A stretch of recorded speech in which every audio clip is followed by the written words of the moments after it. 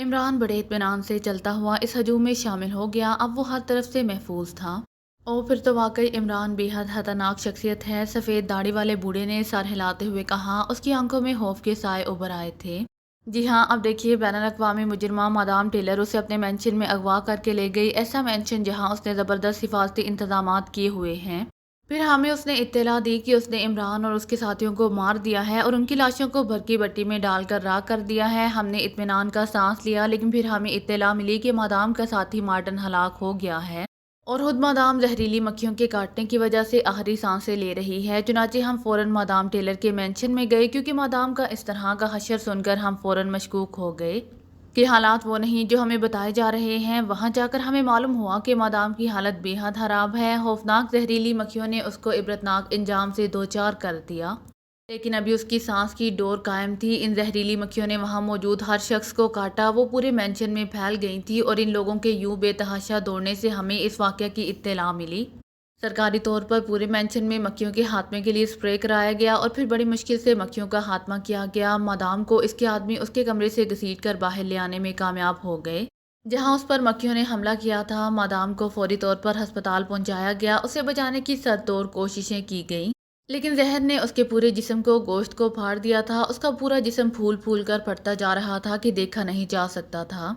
बहरहाल उसे इंतहाई ताकतवर इंजेक्शन दिए गए, जिससे वो थोड़ी देर के लिए होश में आ गई और फिर उसने सारी कहानी सुनाई कि किस तरह इमरान और उसके साथियों ने मार्टिन को ख़त्म करके उस पर तेजाब फेंका। और फिर मुझे मजबूर किया कि मैं आप लोगों को इत्तला दूं कि इमरान और उसके साथी मर चुके हैं। इसके बाद मादाम ने आखिरी वार किया और वो इमरान और उसके साथियों को एक बार फिर काबू कर लेने में कामयाब हो गई। उसने उन्हें मेंशन के नीचे बने हुए तहखानों में उल्टा लटका दिया ताकि वो फरार ना हो सकें और बेबस हो जाएं, और खुद इन लोगों के लिए जहरीली मक्खियों की सज़ा तजवीज़ की। लेकिन फिर पांसा पलट गया।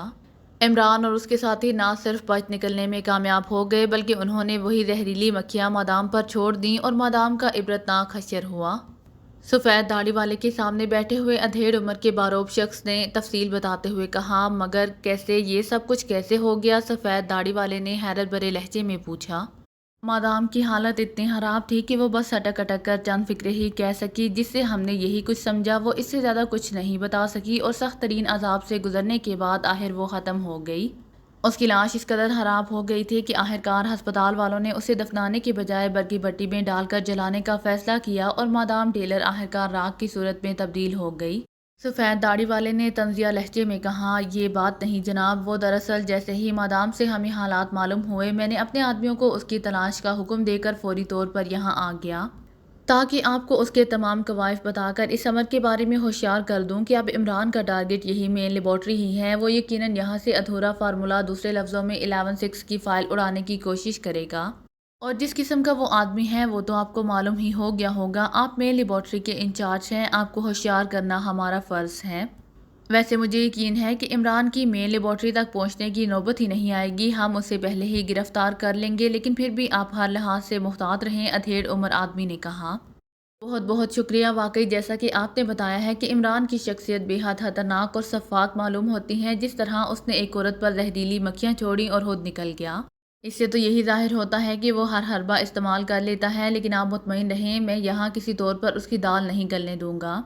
हमारी लेबॉर्ट्री में सिक्योरिटी के इंतजामात इतने सख्त हैं कि एक मक्खी भी अंदर दाखिल नहीं हो सकती। सफ़ेद दाढ़ी वाले ने बड़े बाएतमाद लहजे में जवाब देते हुए कहा।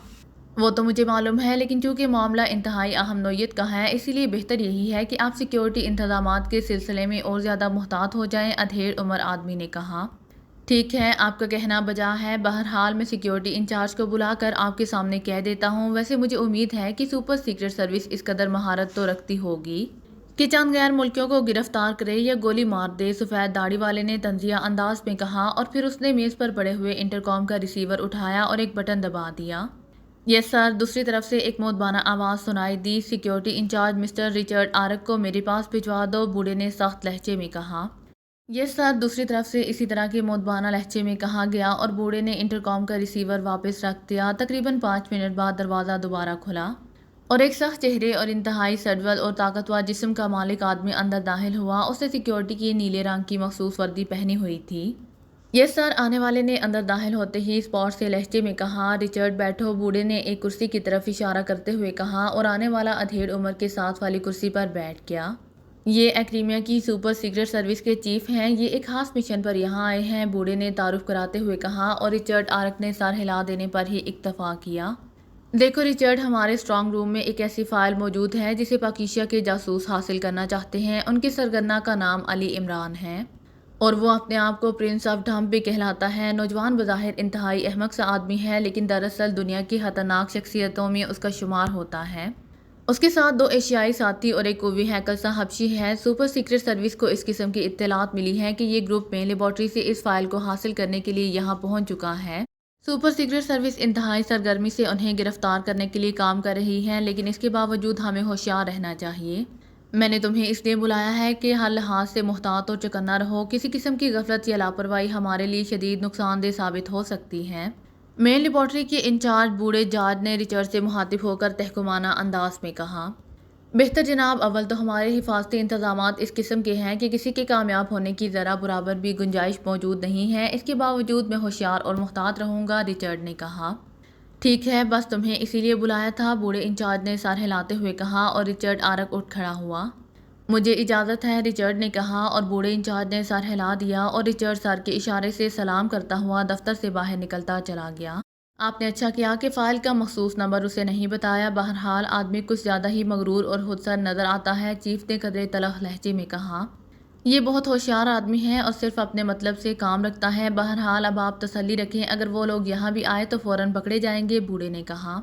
ٹھیک ہے جناب، بہت شکریہ، اب مجھے اجازت دیجیے اور میری درخواست ہے کہ اگر یہ لوگ پکڑے جائیں تو آپ نے فوراً مجھے اطلاع کرنی ہے، کیونکہ یہ لوگ عام پولیس کے بس کے نہیں ہیں، اور اگر سپر سیکرٹ سروس نے انہیں یہاں آنے سے پہلے ہی گرفتار کر لیا تو میں آپ کو اطلاع کر دوں گا، چیف نے کرسی سے اٹھتے ہوئے کہا، اور بوڑھے انچارج نے سر ہلانے پر مصافحہ کر کے وہ دفتر سے باہر نکلتا چلا گیا۔ اب اس کے چہرے پر اطمینان کے آثار نمایاں تھے۔ جوزف نے کار جیسے ہی فلاڈیلفیا کے شہری علاقے کی طرف جانے والی سڑک پر موڑی، اس کے قریب بیٹھا ہوا عمران بول پڑا۔ جوزف، تم کار لے کر کسی اچھے ہوٹل میں ٹھہر جاؤ، میں اور تنویر لیبارٹری جائیں گے، کیپٹن شکیل تمہارے ساتھ جائے گا، عمران نے جوزف سے مخاطب ہو کر کہا اور جوزف نے سر ہلا دیا۔ مجھے آپ کیوں پیچھے چھوڑے جا رہے ہیں؟ پچھلی نشست پر بیٹھے ہوئے کیپٹن شکیل نے چونک کر پوچھا۔ بھئی مسئلہ تنویر کی محبوبہ کا ہے اور کہیں ایسا نہ ہو کہ وہ تمہیں دیکھ کر تم پر پھسل جائے اور پھر مجھے 2 رقیبوں کے درمیان ڈوئل کا فیصلہ کرنا پڑے، عمران نے بڑے سنجیدہ لہجے میں کہا۔ پھر تو میرا ہونا ضروری ہے، ایسا نہ ہو کہ مجھے آپ دونوں کے درمیان ہونے والی ڈوئل کا فیصلہ کرنا پڑ جائے، کیپٹن شکیل نے مسکراتے ہوئے کہا۔ یار کیوں سر کھپا رہے ہو؟ اس کے دماغ میں تو کیڑا رینگتا ہے، یہ تو بکواس کیے بغیر زندہ نہیں رہ سکتا، تنویر نے جو اب تک خاموش بیٹھا ہوا تھا کیپٹن شکیل سے مخاطب ہو کر کہا۔ اور پھر اس سے پہلے کہ عمران یا کیپٹن شکیل کوئی جواب دیتا، جوزف نے اچانک پوری قوت سے کار کو بریک لگائے اور وہ سب اچھل پڑے۔ کیا ہوا؟ عمران نے چونک کر پوچھا۔ مسٹر، ہوش میں رہ کر بات کیا کرو، اب اگر تم نے باس کے خلاف غلط بات زبان سے نکالی تو زبان کھینچ لوں گا، جوزف نے مڑ کر انتہائی کرخت لہجے میں تنویر سے مخاطب ہو کر کہا۔ ارے غصہ دکھانے کے لیے کار روکنا ضروری تھی، کار تو چلاؤ، عمران جواب میں جوزف پر چڑھ دوڑا۔ نہیں باس، اب میں یہ برداشت نہیں کر سکتا، میں اس کی گردن توڑ ڈالوں گا، جوزف ابھی تک غصے سے ابل رہا تھا۔ شٹ اپ، میرے منہ لگنے کی کوشش نہ کرنا، میں تم جیسے لوگوں کو گھاس ڈالنا بھی اپنی توہین سمجھتا ہوں، دوسروں کے ٹکڑوں پر پلنے والے ہمیں آنکھیں دکھاتے ہیں، تنویر نے برا سا منہ بنا کر کہا، اور پھر بڑے حقارت آمیز لہجے میں کھڑکی سے باہر منہ کر کے تھوک دیا، اور جوزف کو تو جیسے تن بدن میں آگ لگ گئی، وہ ایک چٹکے سے دروازہ کھول کر نیچے اترا۔ جوزف رک جاؤ ورنہ یہی بیچ سڑک کے ڈنڈا نکلوا دوں گا، عمران نے گرراتے ہوئے کہا، اور جوزف جو تنویر کی طرف دروازے تک پہنچ گیا تھا ایک چٹکے سے رکا۔ اس کا میک اپ شدہ چہرہ پوری طرح بگڑا ہوا تھا، آنکھوں سے شعلے نکل رہے تھے، اس کے رکنے کا انداز بتا رہا تھا کہ اس نے بڑی مشکل سے اپنے آپ پر کنٹرول کیا ہے۔ باس تو مجھے گولی مار دینا، مگر اسے بتا دو کہ جوزف کسے کہتے ہیں، جوزف نے انتہائی غصیلے لہجے میں کہا۔ واپس آؤ جلدی، عمران کی گراہٹ اور زیادہ تیز ہو گئی، تنویر بھی جوش میں تھا، لیکن کیپٹن شکیل نے اسے تھام رکھا تھا اور جوزف ایک جھٹکے سے واپس مڑا اور پھر ہارن بینچ اسٹیئرنگ کے سامنے بیٹھ گیا۔ اس کا پورا جسم غصے کی شدت سے ابھی تک لرز رہا تھا، لیکن ظاہر ہے عمران کی گراہٹ سننے کے بعد وہ اس کے حکم عدولی کا تصور بھی نہیں کر سکتا تھا۔ اس نے جبراً اپنے آپ پر کنٹرول کیا اور پھر کار چلاتا ہوا آگے بڑھتا چلا گیا۔ اب پتہ چلا کہ میں تنویر کو کیوں ساتھ لیے جا رہا ہوں، آگ اور بارود کبھی اکٹھے نہیں رہ سکتے، عمران نے کیپٹن شکیل سے مخاطب ہو کر کہا، اور کیپٹن شکیل ہنس کر سر ہلانے لگا۔ تھوڑی دیر بعد کار فلاڈیلفیا کے شہری علاقے میں داخل ہو گئی اور ایک سڑک مڑنے پر ہی ایک بڑے سے ہوٹل کی عظیم الشان عمارت سامنے آئی تو جوزف نے کار اندر کی طرف موڑ دی۔ شکیل، تم اور جوزف اتر کر اندر جاؤ اور 2 کمرے لے لو، میں ضرورت پڑنے پر وائس ٹرانسمیٹر استعمال کروں گا، عمران نے کہا، اور پھر کار رکتے ہی جوزف اور کیپٹن شکیل اتر کر نیچے چلے گئے جبکہ عمران نے اسٹیئرنگ سنبھال لیا۔ تنویر، تم میرے پاس آ جاؤ، عمران نے تنویر سے مخاطب ہو کر سنجیدہ لہجے میں کہا، اور تنویر خاموشی سے پچھلی نشست سے اٹھ کر ساتھ والی سیٹ پر آ کر بیٹھ گیا اور عمران نے کار واپس کمپاؤنڈ گیٹ کی طرف بڑھا دی۔ یہ کار آرول جانسن کی تھی۔ عمران نے مادام ٹیلر کے محل سے نکل کر فون پر آرول جانسن سے رابطہ قائم کیا تھا اور اس پر وقت امداد پر اس کا شکریہ ادا کیا۔ آرول جانسن ان کی رہائی اور پھر مادام کے اس طرح کے انجام پر بے حد خوش ہوا تھا۔ اس کے بعد عمران نے اس کی کار کی فرمائش کی اور آرول جانسن نے اسے ایک کوٹھی کا پتہ بتا دیا۔ اس نے عمران کے ساتھیوں کو بھی وہیں رکھا ہوا تھا، چنانچہ وہیں سے یہ لوگ کار لے کر فلاڈیلفیا کی طرف چل پڑے جہاں مین لیبارٹری موجود تھی۔ کوٹھی میں انہوں نے نئے میک اپ کرنے تھے اور پھر آرول جانسن نے عمران کی فرمائش پر ان کے نئے کاغذات بھی فوری طور پر تیار کروا دیے تھے۔ ان کی کاغذات کی روح سے یہ لوگ ریاست فلاڈیلفیا کے ہی شہری تھے۔ دیکھو تنویر، اب ہر کام انتہائی سنجیدگی سے ہوگا، یہ مشن کا سب سے اہم مرحلہ ہے۔ مین لیبارٹری کے اسٹرانگ روم سے فائل حاصل کرنا شیر کے منہ سے شکار چھیننے والی بات ہے، اس لیے تمہیں اپنی پوری صلاحیتیں اس سلسلے میں استعمال کرنی ہوں گی۔ عمران نے ہوٹل کمپاؤنڈ گیٹ سے باہر نکلتے ہی مین لیبارٹری کی طرف جانے والی سڑک پر کار کو دوڑاتے ہوئے تنویر سے مخاطب ہو کر کہا۔ مجھے کیا کرنا ہوگا؟ تنویر نے سنجیدہ لہجے میں کہا۔ بچے پیدا کرنے ہوں گے، جب وہ بڑے ہو جائیں گے تو تمہیں ابا اور مجھے چچا کہیں گے، عمران نے برا سا منہ بناتے ہوئے کہا۔ تم پھر اپنی حرکتوں پر اتر آئے ہو، کیا تم سنجیدہ رہ کر بات نہیں کر سکتے؟ تنویر نے اکڑے ہوئے لہجے میں کہا۔ بچے پیدا کرنا غیر سنجیدہ کام ہے؟ ارے بھائی، بچے اللہ تعالیٰ کی نعمت ہوتے ہیں، ان کی چیاؤں چیاؤں اور پٹاؤں پٹاؤں آدمی کے کانوں میں رس گھولتی ہے۔ عمران کی زبان ایک بار پھر روانی سے چلنے لگی اور تنویر ہونٹ بھینچے خاموش ہو گیا۔ اسے انہی باتوں پر عمران سے ہار آتی تھی لیکن عمران کسی طرح باز نہیں آتا تھا۔ سنو، میں جا کر آرول جانسن کے کزن اور مین لیبارٹری کے سیکیورٹی انچارج رچرڈ آرک سے ملوں گا، تم میرے ساتھ جاؤ گے؟ تم نے ایک عاشق نامراد کا کردار ادا کرنا ہے اور بس آگے تم سمجھدار ہو، عمران نے اس بار سنجیدہ لہجے میں کہا، اور تنویر نے بس سر ہلانے پر ہی اکتفا کیا۔ تھوڑی دیر بعد کار مین لیبارٹری کے پہلے گیٹ پر پہنچ گئی، یہاں باقاعدہ چیک پوسٹ بنی ہوئی تھی۔ عمران نے کار چیک پوسٹ کے قریب جا کر روک دی۔ آپ نے کس سے ملنا ہے؟ ایک باوردی اور مسلح سپاہی نے عمران کے قریب آتے ہوئے پوچھا۔ رچرڈ آرک، سیکیورٹی انچارج سے، عمران نے بڑے تحکمانہ لہجے میں کہا۔ او اچھا، سپاہی نے کہا، اور ساتھ ہی اس نے ہاتھ کا اشارہ کیا تو سڑک کے درمیان موجود رکاوٹ کو ہٹا لیا گیا اور عمران کار آگے بڑھائے لے گیا۔ اسے آرول جانسن کا بتایا ہوا پتہ یاد تھا، اسی لیے وہ اطمینان سے کار چلاتا ہوا مختلف سڑکوں سے گھومتا ہوا آخرکار رچرڈ آرک کے بنگلے کے سامنے پہنچ گیا۔ اس نے کار روکی اور پھر وہ دونوں نیچے اتر آئے۔ رچرڈ اندر ہے؟ عمران نے گیٹ پر کھڑے ہوئے سپاہیوں سے مخاطب ہو کر کہا۔ جی ہاں، باس اندر ہیں، ایک سپاہی نے مؤدبانہ لہجے میں کہا۔ اسے اطلاع دو کہ کمفرٹ آیا ہے، عمران نے کہا، اور سپاہی سر ہلاتا ہوا تیزی سے اندر بڑھ گیا۔ چند لمحوں بعد وہ واپس آیا اور اس نے عمران اور تنویر کو اندر آنے کا اشارہ کیا اور خود ان کی رہنمائی کرتا ہوا برآمدے کی سائیڈ میں بنے ہوئے ڈرائنگ روم تک چھوڑ کر آیا۔ تشریف رکھیے، باس ابھی آتے ہیں، سپاہی نے مؤدبانہ انداز میں کہا اور پھر واپس چلا گیا۔ عمران اور تنویر اطمینان سے صوفوں پر بیٹھ گئے۔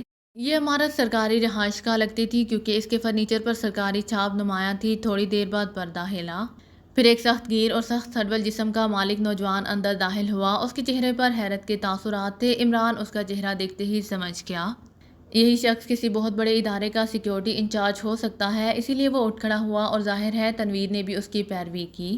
مجھے کمفرٹ کہتے ہیں اور یہ میرا دوست بریڈ مین ہے، عمران نے اپنا اور تنویر کا تعارف کراتے ہوئے کہا۔ فرمائیے، میں تو آپ دونوں کو نہیں جانتا، رچرڈ نے قدرے سخت لہجے میں کہا۔ آرول جانسن تو آپ کو جانتا ہے، اس نے ہمیں بھیجا ہے، عمران نے مسکراتے ہوئے جواب دیا۔ او آرول جانسن، مگر وہ تو ساؤتھ زون میں ہے، رچرڈ نے اس بار حیرت بھرے لہجے میں کہا، اور ساتھ ہی اس نے ان دونوں کو بیٹھنے کے لیے بھی اشارہ کر دیا اور ان کے بیٹھنے کے بعد وہ سامنے والی کرسی پر خود بیٹھ گیا۔ جی ہاں، آپ نے بالکل درست کہا، وہ ابھی تک وہیں ہے اور اس کا فی الحال وہاں سے آنے کا کوئی ارادہ بھی نہیں ہے، عمران نے بڑے سنجیدہ لہجے میں جواب دیتے ہوئے کہا۔ کیا مطلب؟ میں سمجھا نہیں، رچرڈ حیرت سے عمران کو دیکھنے لگا۔ اس کی آنکھوں سے یوں محسوس ہو رہا تھا جیسے اسے عمران کی دماغی صحت پر شک گزرا ہو۔ آپ نے کہا ہے کہ وہ ساؤتھ زون میں ہے، چنانچہ میں نے کہہ دیا کہ وہ واقعی ساؤتھ زون میں ہے، عمران نے بڑے معصوم سے لہجے میں جواب دیتے ہوئے کہا۔ اچھا، پھر اس نے آپ کو کس لیے بھیجا ہے؟ رچرڈ نے الجھے ہوئے لہجے میں کہا۔ آپ گھبرائیں نہیں، ایک نیک کام کے لیے بھیجا ہے، عمران نے ایسے لہجے میں کہا جیسے بچے کو پچکارتے ہیں، اور رچرڈ غور سے عمران کو دیکھنے لگا۔ یہ میرا دوست بریڈ مین بڑا پریشان ہے، وہ اسے گھاس بھی نہیں ڈالتی جبکہ گھاس اس کی مین خوراک ہے، اور اسے گھاس نہ ملے تو یہ کاٹ کھانے کو دوڑتا ہے۔ اور جسے یہ کاٹ لے وہ پانی سے ڈرنے لگتا ہے۔ عمران نے بڑے سنجیدہ لہجے میں کہا، شٹ اپ، یہ کیا بکواس ہے؟ رچرڈ نے غصیلے انداز میں کہا۔ اس کا چہرہ غصے سے بگڑنے لگا تھا۔ آپ نے کبھی عشق کیا ہے؟ عمران نے پوچھا۔ نہیں، کیوں؟ رچرڈ نے بے اختیار جواب دیا۔ بس پھر آپ ان کی معرفت نہیں سمجھ سکتے۔ اب مجھے سلیس زبان استعمال کرنی پڑے گی تو محترم رچرڈ آرک صاحب، میرا دوست بریڈ مین آپ کی لیبارٹری میں کام کرنے والی لڑکی صوفیہ پر دل و جان، پھیپھڑے، جگر، گردے وغیرہ سب سمیت عاشق ہے۔ مگر میں صوفیہ اسے گھاس نہیں ڈالتی، اسی لیے آپ اس کے لیے گھاس کا بندوبست فرمائیں، عمران نے کہا۔ صوفیہ؟ مگر اس نام کی تو کوئی لڑکی لیبارٹری میں کام نہیں کرتی، رچرڈ نے چند لمحے غور کرنے کے بعد کہا۔ آپ لیبارٹری میں کام کرنے والی ہر لڑکی کو جانتے ہیں، عمران نے کہا۔ بالکل جانتا ہوں، اچھی طرح جانتا ہوں، میں سیکیورٹی انچارج ہوں، مجھے وہاں کام کرنے والے ایک ایک فرد کا علم ہے، رچرڈ نے سر ہلاتے ہوئے کہا۔ تو پھر لیبارٹری انچارج جارج بیسٹ کی پرسنل سیکرٹری مس صوفیہ کو نہیں جانتے؟ یہ کیسے ہو سکتا ہے؟ عمران نے حیرت بھرے لہجے میں کہا۔ مگر اس کا نام تو روزی ہے، رچرڈ نے کہا۔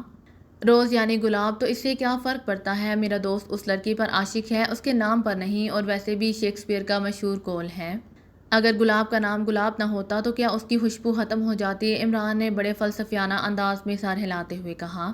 تو اس سلسلے میں آپ کی کیا خدمت کر سکتا ہوں؟ رچرڈ نے کچھ لمحے سوچنے کے بعد کہا۔ آرول جانسن نے کہا تھا آپ بچھڑے ہوئوں کو ملانے کے ماہر ہیں، عمران نے کہا۔ جب روزی آپ کے کہنے کے مطابق ان صاحب کو گھاس نہیں ڈالتی تو میں کس طرح اسے اس کام پر آمادہ کر سکتا ہوں؟ رچرڈ نے اس بار قدرے مسکراتے ہوئے کہا۔ اس کی نظریں تنویر پر جمی ہوئی تھیں جو واقعی عاشقوں کی طرح منہ لٹکائے بیٹھا تھا۔ آپ اگر اسے یہاں بلا لیں تو ہو سکتا ہے میں اور آپ مل کر اسے اس بات پر قائل کر لیں کہ عاشقوں کو ستانا اچھا نہیں ہوتا، عمران نے کہا۔ ویری سوری، میں نے ایسے کام کبھی نہیں کیے اور نہ ہی روزی یہاں آ سکتی ہے، رچرڈ نے سنجیدہ لہجے میں کہا۔ تو پھر ایسا ہے کہ آپ اس عاشق نامراد کو اس تک پہنچا دیں، شاید اس کی حالت دیکھ کر اسے رحم آ جائے، عمران نے دوسری تجویز پیش کرتے ہوئے کہا۔ یہ بھی ناممکن ہے، لیبارٹری میں کوئی غیر متعلق آدمی داخل نہیں ہو سکتا، رچرڈ نے سر ہلاتے ہوئے کہا۔ لیکن آپ سیکیورٹی انچارج ہیں، آپ چاہیں تو سب کچھ ہو سکتا ہے، عمران نے اصرار کرتے ہوئے کہا۔ سوری، میں خود بھی مجبور ہوں، رچرڈ نے صاف جواب دیتے ہوئے کہا۔ لو بھائی بریڈ مین، تمہاری تو قسمت خراب ہے یار، میری مانو تو کسی باہر کی لڑکی پر عاشق ہو جاؤ، آخر لیبارٹری سے باہر بھی تو گلاب کھلتے ہی ہوں گے، عمران نے تنویر سے مخاطب ہو کر کہا۔ مگر تنویر نے کوئی جواب نہ دیا، وہ اسی طرح منہ لٹکائے بیٹھا رہا۔ یہ صاحب کیا کرتے ہیں؟ رچرڈ نے دلچسپی لیتے ہوئے پوچھا۔ عاشقی کے بعد کچھ اور کرنے کے لیے کیا رہ جاتا ہے، عمران نے کہا۔ او سمجھا، مگر روزی تو بے حد فراخ دل لڑکی ہے اور یہ صاحب ہاتھ سے خوش شکل اور اچھے ہاتھ سے اسمارٹ آدمی ہے، پھر آخر انہیں کیوں لفٹ نہیں دے رہی؟ رچرڈ نے حیرت بھرے لہجے میں کہا۔ دراصل ان میں ایک خرابی ہے نا، بس اصل چکر اسی خرابی نے پیدا کیا ہے، عمران نے آنکھیں پھاڑتے ہوئے کہا۔ کیا خرابی ہے؟ رچرڈ نے چونک کر پوچھا۔ یہ کاٹ کھانے کے عادی ہیں، میں نے 1000 بار سمجھایا ہے کہ بھائی بغیر کاٹے ہی کھا جایا کرو، مگر کیا کروں، یہ بات اسے سمجھ ہی نہیں آتی، عمران نے سر ہلاتے ہوئے کہا۔ او میں سمجھا، تو یہ اذیت پسند ہے، پھر تو واقعی روزی ان کے نزدیک بھی نہیں آئے گی، وہ ایسی ہی لڑکی ہے، نرم و نازک سی، رچرڈ نے اس بار کھل کر ہنستے ہوئے کہا۔ اس کے چہرے پر چھائی ہوئی سختی آہستہ آہستہ ختم ہو گئی تھی اور اب وہ اس طرح باتیں کر رہا تھا جیسے بے تکلف دوستوں سے کر رہا ہو، اور یہی عمران چاہتا تھا۔ آپ ایک کام کر سکتے ہیں، اچانک عمران نے کہا۔ کیا؟ رچرڈ نے چونکتے ہوئے کہا۔ آپ مجھے روزی سے ملوا دیں، ہو سکتا ہے کہ میں اسے رضامند کر لوں، عمران نے بڑے سنجیدہ لہجے میں کہا۔ لیکن مسئلہ یہ ہے کہ روزی لیبارٹری سے باہر نہیں آ سکتی، اس کی رہائش کا لیبارٹری میں ہے اور وہ صرف ویکینڈ پر ہی باہر جاتی ہے، اور ویکینڈ کو ابھی 3 دن رہتے ہیں، رچرڈ نے کچھ سوچتے ہوئے کہا۔ یہ تو 3 دن کیا 3 صدیاں بھی انتظار کر سکتا ہے، مگر میں نہیں کر سکتا، ابھی میں اس کے بے پناہ اصرار پر یہاں آیا ہوں، میرے بزنس کا بہت خرچ ہو رہا ہے، عمران نے کہا۔ آپ کون سا بزنس کرتے ہیں؟ رچرڈ نے پوچھا۔ میں بولنے والے طوطے بیچتا ہوں، میرے طوطوں کا بہت بڑا فارم ہے، ساری دنیا کو بولنے والے طوطے سپلائی کرنے والا فارم، عمران نے بڑے سنجیدہ لہجے میں کہا۔ او بڑا عجیب سا بزنس ہے، رچرڈ نے حیرت بھرے لہجے میں کہا۔ پلیز رچرڈ صاحب، ہم بڑی امیدوں سے یہاں آئے ہیں، آرول جانسن نے ہمیں بڑی تسلی دی تھی کہ آپ ہماری ہر لحاظ سے مدد کریں گے، عمران نے بڑے عاجزانہ لہجے میں کہا۔ اچھا ٹھیک ہے، میں آپ کو لیبارٹری میں تو نہیں لے جا سکتا، البتہ میں کوشش کرتا ہوں کہ روزی یہاں آ جائے، رچرڈ نے چند لمحے توقف کے بعد کہا۔ ارے تو کیا لیبارٹری میں زہریلی گیس پھیلتی رہتی ہے جو کوئی دوسرا آدمی اندر نہیں جا سکتا؟ عمران نے یوں حیرت بھرے انداز میں پوچھا جیسے بچے کسی نئی چیز کے بارے میں اشتیاق ظاہر کرتے ہیں۔ یہ بات نہیں، بس حفاظتی انتظامات ایسے ہیں کہ غیر متعلق آدمی کسی صورت اندر نہیں جا سکتا، رچرڈ نے کہا۔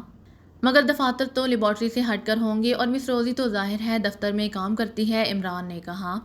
ہاں ہے تو ایسا ہی، اچھا چلو میں کوشش کرتا ہوں، شاید کام بن جائے، رچرڈ نے کہا اور پھر وہ اٹھ کھڑا ہوا۔ آپ لوگ بیٹھے، میں فون کر کے آتا ہوں، رچرڈ نے کہا اور تیز تیز قدم اٹھاتا کمرے سے باہر نکلتا چلا گیا۔ یہ تم نے کیا چکر چلا دیا ہے، اس طرح کیسے مسئلہ حل ہوگا؟ رچرڈ کے جاتے ہی تنویر نے پہلی بار زبان کھولی۔ اگر آپ کو میری ویڈیو پسند آئے تو please like, share and subscribe کرنا مت بھولیے گا۔ جزاک اللہ۔